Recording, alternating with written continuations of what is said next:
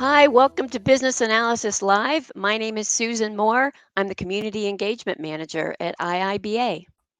And my name is Scott Bennett. I'm the Manager of Business Analysis here at the International Institute of Business Analysis.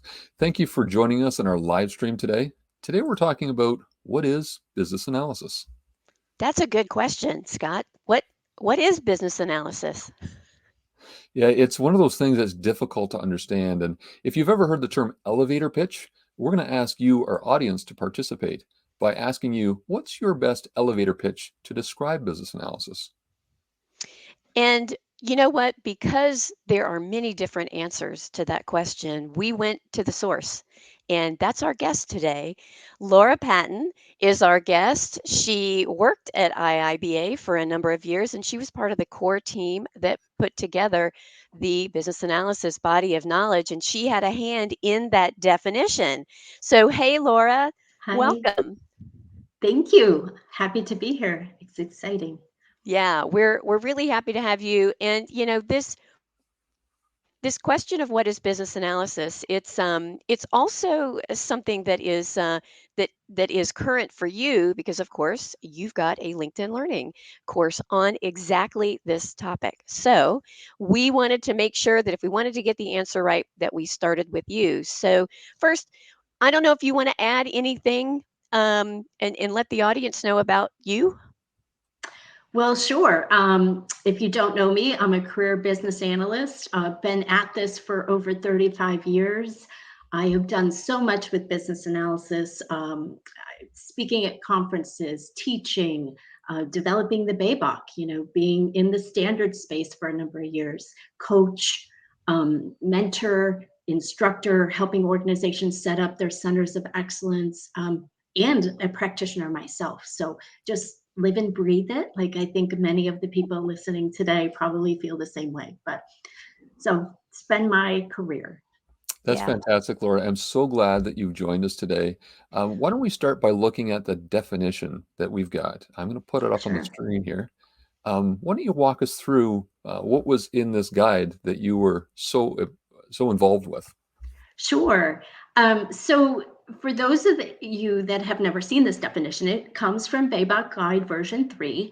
And literally, as Susan had said, the core team worked really, really hard to try to get as much messaging in there as possible. And I know it feels heavy sometimes and a little academic, but there's a reason for it. And then we're going to step back a little bit later and talk about other ways you can define business analysis for those that you're working with. But to kind of decouple this, starting at the top, when we say business analysis is the practice of enabling change, and we truly mean that because many of us might have heard the BA or business analyst is a change agent, right? So Right. when you're doing business analysis, you're doing it for the purpose of taking your organization from point A to point B, the current state to the future state. So that's what that statement means. You're enabling change. You're doing business analysis to go from point A to point B. And then we talk about in an organizational context, right? The context for us is just the space that we're analyzing, right? And we're doing that within organizations. And then by defining needs and recommending solutions. So when you learn about business analysis, the need is the kind of the trigger. We have somebody in the business who wants to look at a problem or pursue an opportunity. And we're going to use business analysis to address those business needs that they have. Recommending solutions, again, a core part of what we do. We have the need, so how are we going to address the need? And we do that by putting together solutions. And the most important part, I think, of this is those solutions need to deliver value to our stakeholders. So we don't just do change for change's sake, but we deliver value. And that's the whole point of why organizations invest in business analysis and business analysts, is because we want to change the organization by providing solutions that are going to be high value. So that's how you decouple it and explain it. Still feels a little academic, maybe, but hopefully that helps. well, that does help. And before we move forward, because we are live, so we want to make sure. put your comments, share your comments with us Yes. about business analysis. What do you want to know about what business analysis is? Do you have an elevator pitch? Share that with us in the comments today. All righty. So let's get back to what is business analysis. Okay, so we started with the definition that's in the business analysis body of knowledge. Let's maybe go, I think business analysis, in my experience, is sometimes defined by the organization I work for or maybe the Right. job title that I have. Tell us about the various dimensions of business analysis and how that question might be answered. Gosh, a lot of times when I hear it answered, I'd say most of the time, nobody's wrong on how they're answering it because it is so broad. So, what I did when I did the LinkedIn course is I tried to bucket or categorize the different ways. Like, what are the three big ways I hear people define it? So, we all know it's a profession, right? Business analysis. I'm a business analyst. I do business analysis. So, there's the profession piece and everything that goes with that. And then there's the research aspect of it. There are a lot of people in businesses today that have research skills and go out and do root cause analysis and process improvement and stuff like that. So part of the business analysis definition will be people that have roles in research and do research focused activities.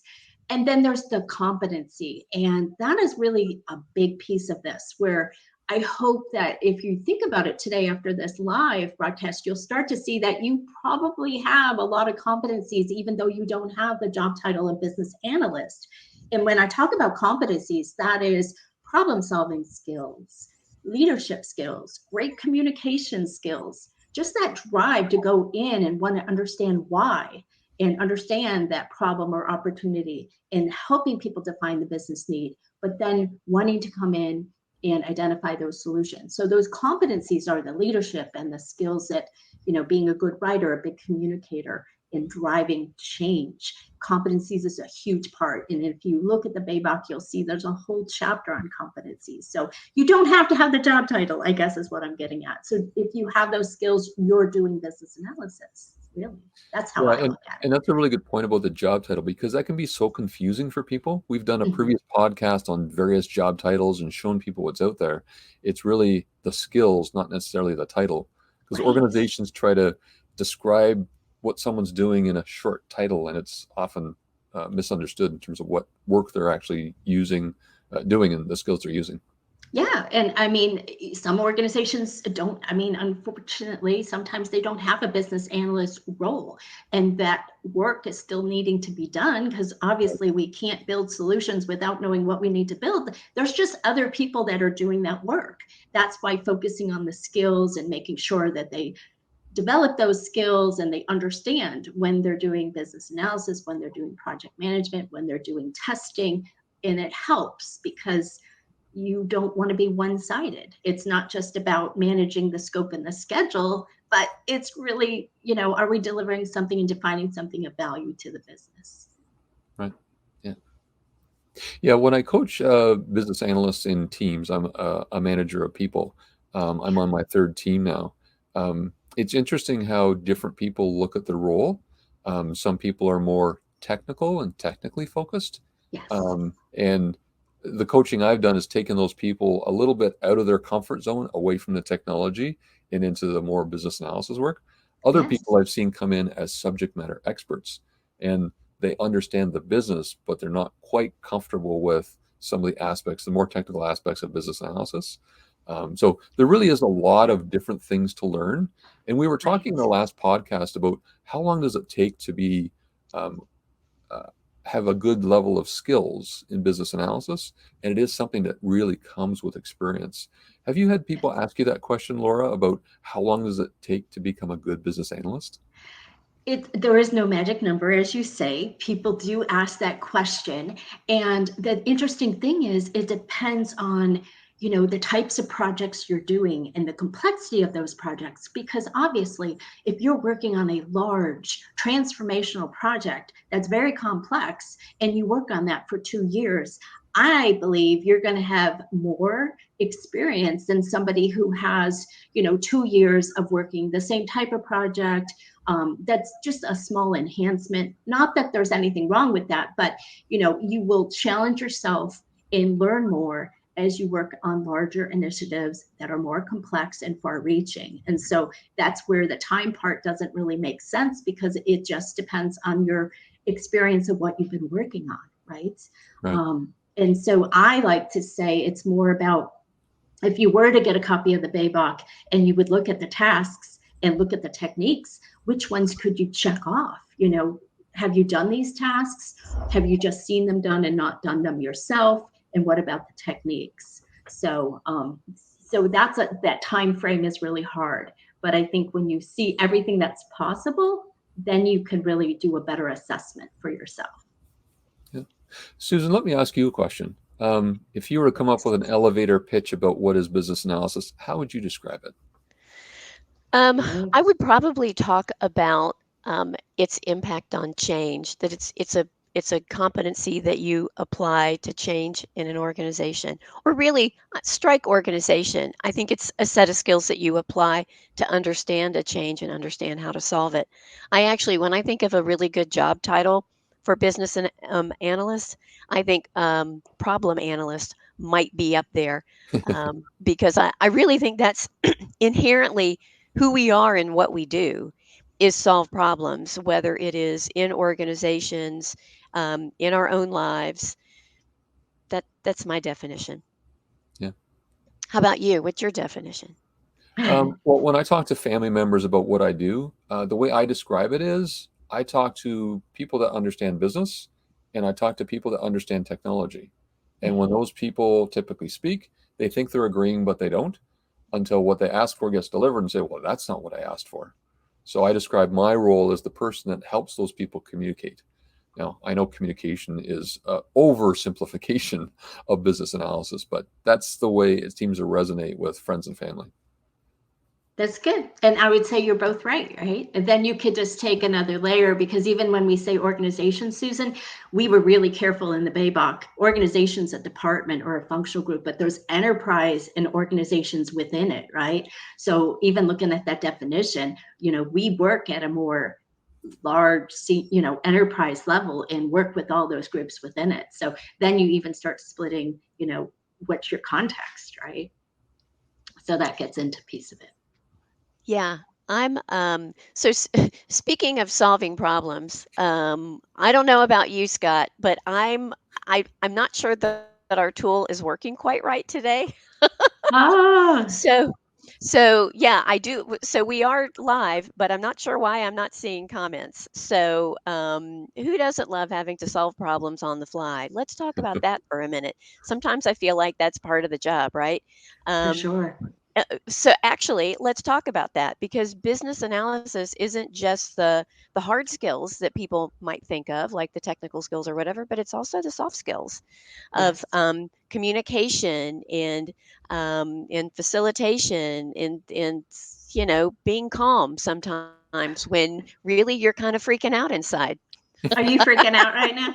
Yeah, no, that's definitely part of it. And that's what, sometimes can be a little daunting for somebody just getting into the profession, right? Because um, we want to be perfect. We want to, do everything right. And I have found nobody expects perfection. They were there to help us along the way. And they really find so much value in what we do as analysts, that we're harder on ourselves than usually our stakeholders or our business partners are. So that is one thing. But it is, starting off, you need that coach or mentor or peer to kind of emulate and see that it's not always going to be perfect. So if you're looking for that role where you never make a mistake, or you just this isn't it, right? Because we work with technology and that's only one piece of it. I mean, how many times I've been on a project where we're going down a path with a particular solution and then the whole scope changes, or we decide to go do something else that's more valuable, or a dependency we have rears its ugly head and we can't move forward. So you have to really be, as a competency, adaptable, willing to pivot, be, understanding that you're not going to have all the information, so comfortable with assumptions. There's a lot that plays into it, really. Yeah, Yeah, if you think about organizations being made up of three things, we've got the people, we've got processes, and we've got technology. I mentioned technology earlier. Yeah, there are processes that we can work on. There are also people processes, and right. helping the human resources team. We've talked about that in our previous podcast. Business analysis is a skill that's needed in that area. For So sure. those three pillars of an organization, the business analysis profession has an impact across all three of them.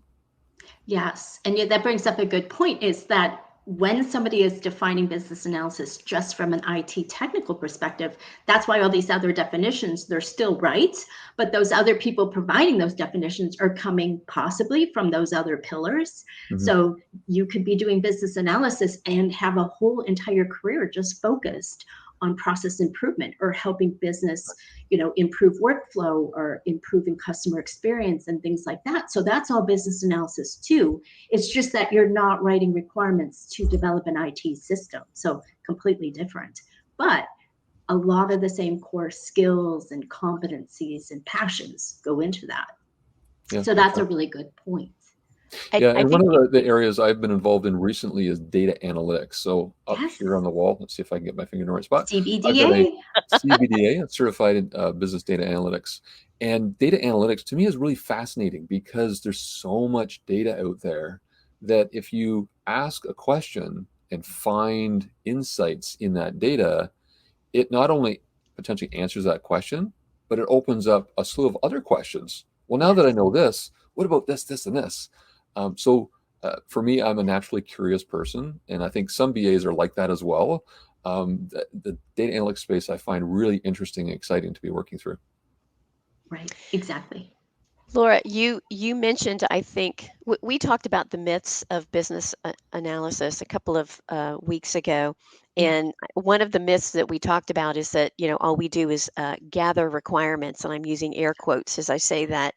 Hate that. I think sometimes the business analysis is defined by its deliverables, which is unfortunate because the Mhm. deliverables are not the same, Right. depending on where you might be in a project or in an organization. So I don't. What do you think about that?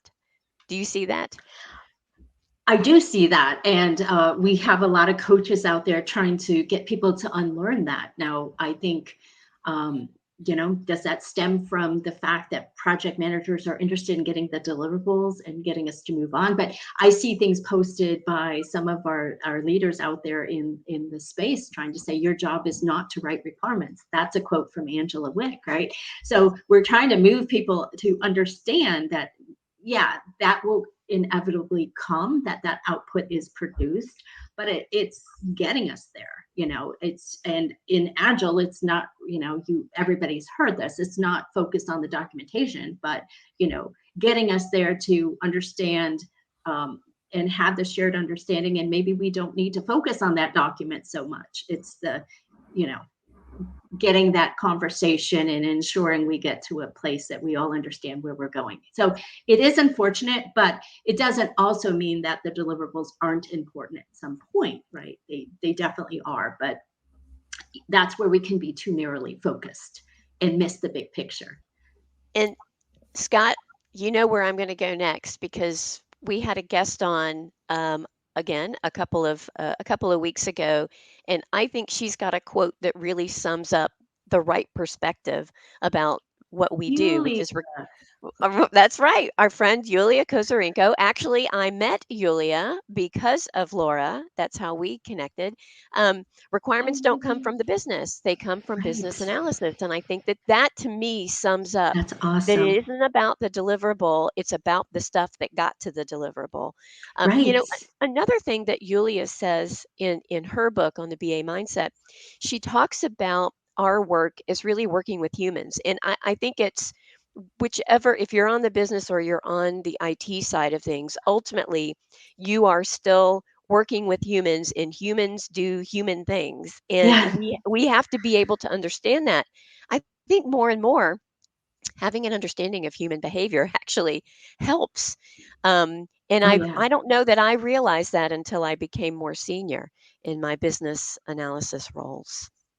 I don't think I realized it until I was further into my career, and how much that psychology understanding. I mean, we try to talk about what is that stakeholders comfort with business analysis, right? And then do they see it as a procedural thing, just go get the requirements, or do they want to have your analytical skills and have you go do the root cause and dig in and do the research, right? So there's that people part. And then also we underestimate that change is hard for people, right? So we have all that layer of people that aren't comfortable with change. You know, some of our solutions impose new processes that makes people uncomfortable. Right. Sometimes that solution is going to put more work on one team and less work on another. So you have the psychology of the person getting more work, not wanting to accept that change, and the person who's feeling kind of like their ground is now sand and they might be losing some control, they have their perspective, and then you have to deal with that personality. So a lot of it is that psychology, right? That seems like a great live event Yeah. in the future, right? But the people part, in being able to be receptive, having empathy and understanding what they're going through, huge, huge, huge. Yeah, And we Laura, are. you're right. Maybe that is the next episode, or one of the next episodes coming up. For those of you who are watching or listening, you can email us at live@iiba.org if you have ideas for episodes. We'd love to hear them. So we'll certainly Okay. put that one in our backlog. Okay, so I don't have to email that one. Okay. No. So, yep, we got it. Hey, and I know, so we're having a little technical difficulty on our Oh, side, but I have got the LinkedIn opened up and I am taking a look at some questions. So I'll just call them out from here. sure. Balaji he asked this question: is business analysis more of an art than a science? I've Ooh. seen this role very different on different kinds of projects. I think that's a great question. Art or I love science? it. Is both, right? Like, so I think when I see the science piece, that's kind of, we know where we're going. The art is, gosh, all those unknowns, the pivoting, the adapting. When you think that you're going to use two techniques to elicit requirements and you get everybody in a workshop, and like a comedian, you fall flat on your face. Nobody's laughing, nobody's participating, right? In our world, right? Comparing it to the comedian, you have to pivot, right? So that's the art piece. How quickly can you say, all right, the stuff isn't working. I still have these stakeholders for 2 hours. These things I thought I was going to do in this workshop are not working. I'm going over here. And that's the art piece, right? I mean, and we have a lot of that in our profession. That's just engaging and eliciting. But it happens with when we're going down a path with the solution, and all of a sudden there's details that get uncovered that we didn't know about, or assumptions that, hey, like what we assumed isn't right. So then what do we do with that? And we go from the science, because it was just supposed to be this way, into the art. And there's so much of that. So I love the question, and it's both. Sorry that I can't be one or the Well, and that's other. such a business analyst answer, right? It depends. Depends. Yeah. And, I also think because there are no surefire ways, so I can't always say that in this situation, technique A will get you the right result, or technique B plus technique F is how you do this particular thing. It's all about style. So Yeah. I think as much as it is art and science, it's also about your personal style. We've talked about on some of our prior chats, we've talked about, what's your go to technique? And I think we all have those techniques that we really enjoy, that we are really good and we can flex in different ways, but that might not be everybody's technique that they would Right. use. Right. So don't forget, you're a human too, and you get to apply your own style to the work of business analysis. Let me add one thing to that. So I agree with that, but there's also a really key term that's in the core concept model that we wrote about in the BABOK, and that's context. And so Hmm. you might think context is just the area you're analyzing, which is a big part of it. But context is also who's on that project, what are their backgrounds, what are their skill sets, what's the culture of your organization, on and on. There's a lot of layers. So that technique in one culture with one team, and that technique in a different culture with a different team, will come out completely different. It's not Good the point. science, the recipe in the brownie mix. This is, coming from scratch every time. So so Yeah. it's different. Yeah. Yeah. Yeah, that's a great point. point, and I think which maybe is why there are so many myths about business analysis, because it might look really different depending on context. Right. And I feel like we need to get that core competency model out, because that's really what you're talking about, Yes. is all of Yes. those different pieces, and it's Working like a together. jigsaw puzzle, right? So Yes. when you get more skilled in this area, you think about those. I think there's 6 or 7 pieces, and it's like, okay, knowing this and that, okay, well, this could be an option and this could be an option, but this probably isn't a good option. So, Yeah, and I think Yes. it also matures too as you get more experience and understand how to use more tools, because the Yes. more tools you have in your toolbox, the more flexible and agile you can be in terms of this isn't working in a session I'm facilitating. I'm going to take a different path here, pull out a different Yes. tool. Yes, that's a great point, and that's again why we say you're looking for those opportunities to professionally develop as a business analyst, learn more competencies, learn more techniques. That's always going to elevate your game. Yeah. Always. let's see. I'm taking a peek to see if there's any more Sure. questions in here. Let me see. What about the idea of domain expertise? Hmm. So Paul Kesh asked about how domain expertise might apply to our definition of business analysis. How would you Yeah. answer that? Well, there's always been this ongoing debate, I guess. If I'm a business analyst, do I come from the business? Do I come from IT? Is one better than the other? And we'll just add that on to the competency, because if you have strong technical skills, those competencies certainly help you if you're doing business analysis where your solutions are IT focused. And let's be honest, most of our solutions today have an IT element to them. But we never undervalue the business side of it, because that is context that helps us really understand the environment that we're working in, what solutions will work and what won't. And if you don't have the business experience, it doesn't mean you can't be a business analyst. You just have to leverage your subject matter experts more heavily to fill in those gaps. You need that business domain knowledge, whether you have it or somebody else can provide it.